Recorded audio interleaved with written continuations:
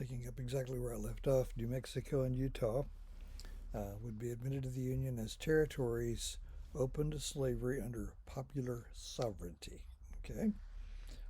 We mentioned popular sovereignty the other day. We were talking about republic and democracy. The big concept is popular sovereignty is the idea that the people collectively are the ultimate source of political authority.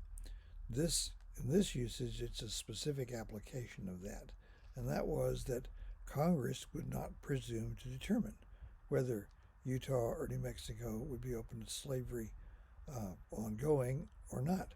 The people of those territories would decide that for themselves. That appeals to congressmen who do not want to cast a vote on slavery in any way at all. Okay? Now, long term, Northerners assumed that the first meeting of the territorial legislature would make that determination. Southerners assumed that it would not be made until the territory sought admission to the Union. That proved to be a really, really ticklish one a few years later. And yeah, we got that. Now, also, another component was that Texas agreed to be scaled down to its modern shape. And the federal government bailed out the state by assuming its debts. So we get the roughly familiar shape of Texas that we have now. Moving on to the East Coast, the slave trade, not slavery itself, but the slave trade was prohibited in Washington, D.C. No more slave auctions inside of the Capitol. Slavery itself could still exist.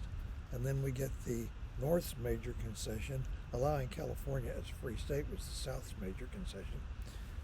But a new and much tougher fugitive slave law was enacted, passed through Congress, signed by President Fillmore.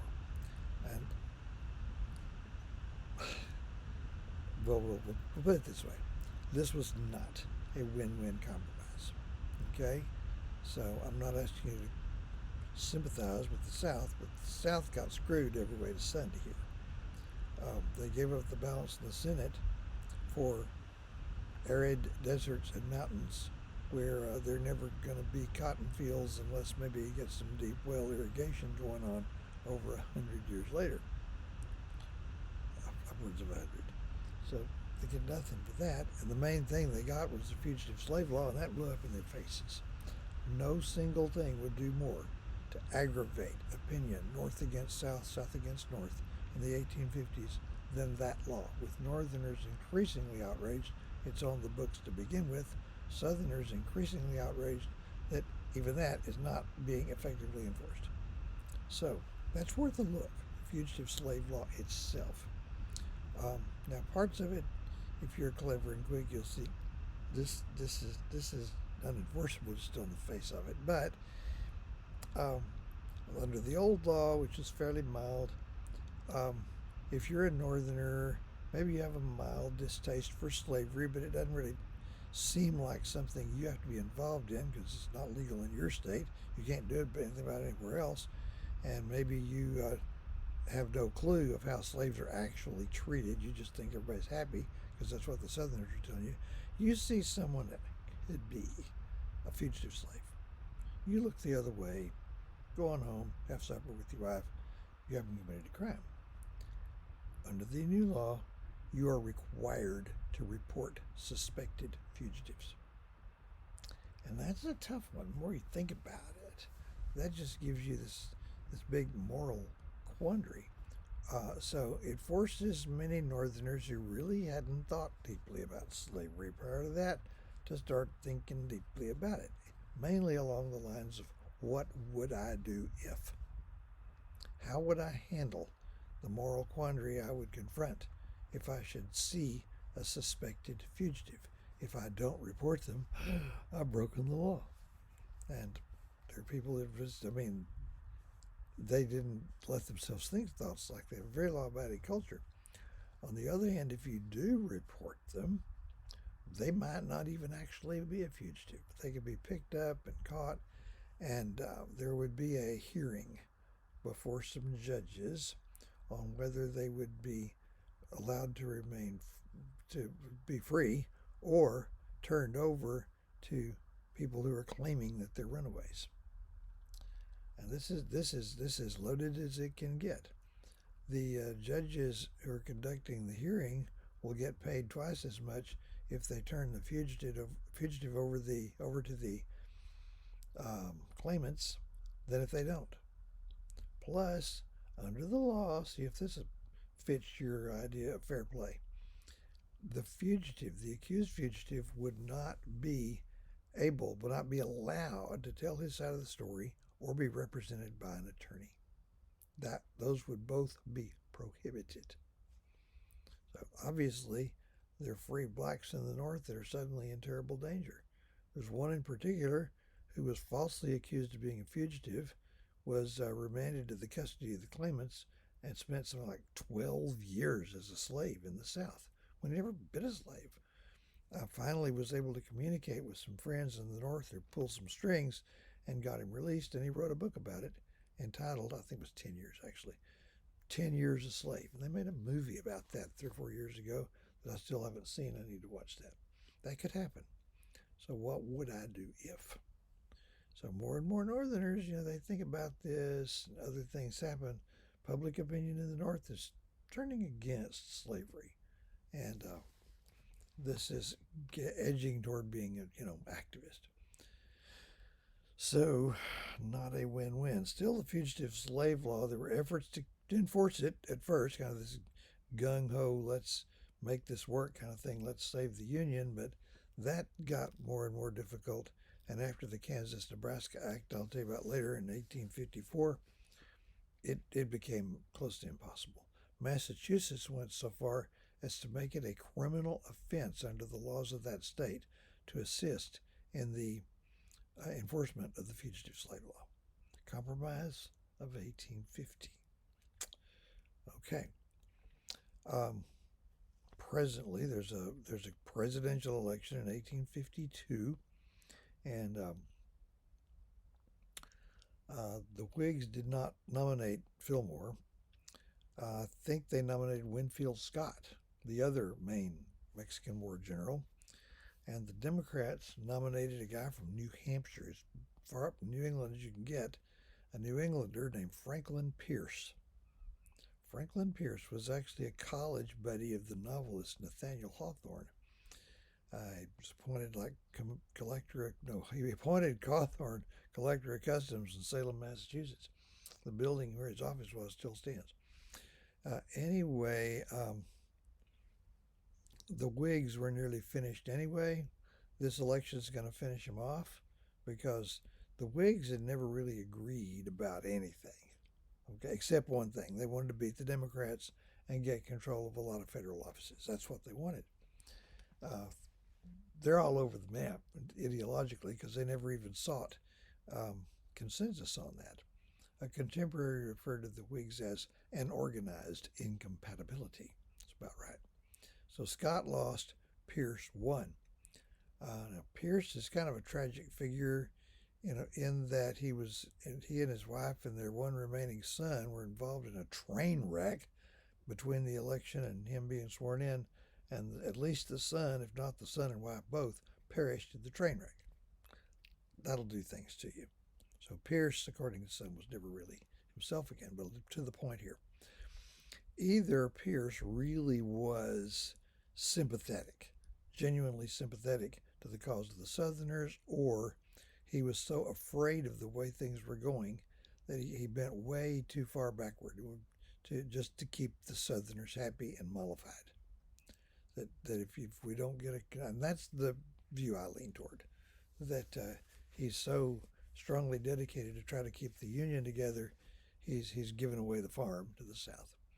It was under the Pierce administration that the United States bought what is now southern Arizona. There's a river in southern Arizona called the Gila River, Gila, flows into the Colorado, which carved out the Grand Canyon apparently.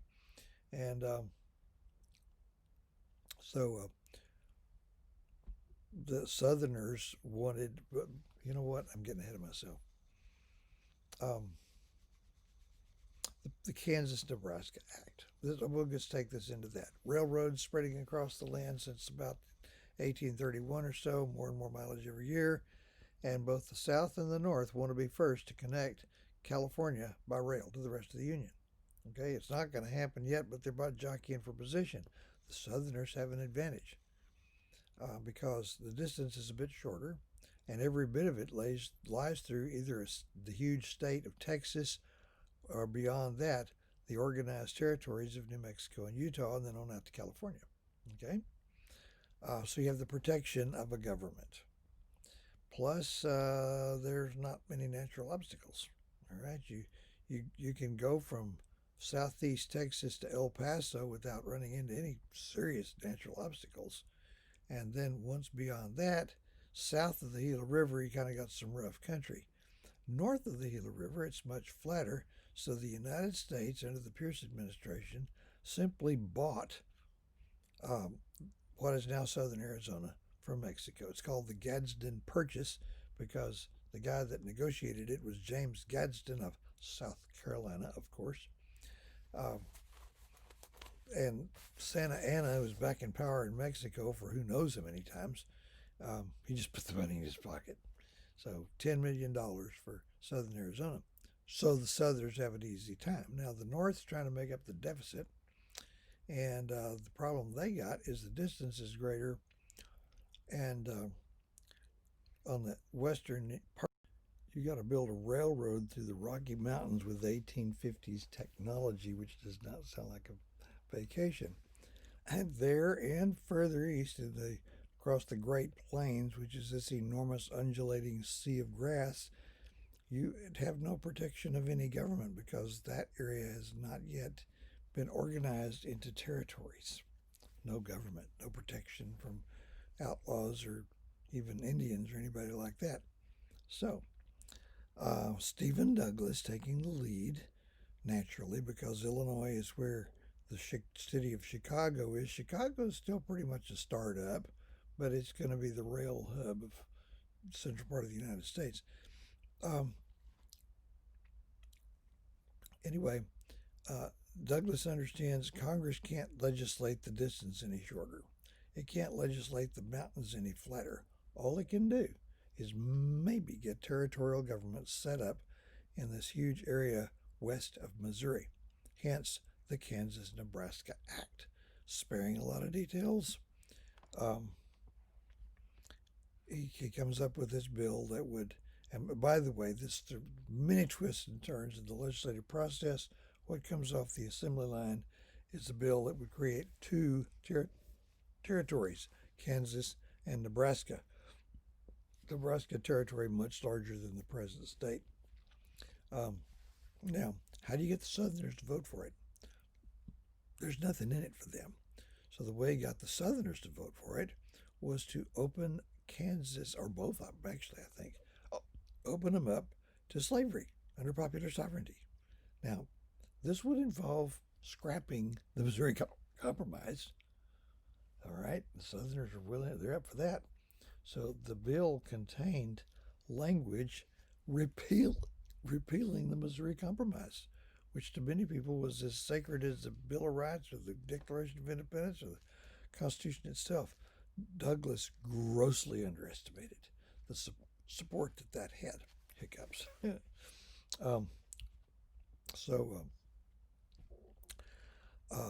This thing was hugely controversial, and he opens Kansas up. Southerners thought, wasn't in the language there, but they thought they were being offered Kansas as a potential slave state in exchange for voting for the Kansas-Nebraska Act.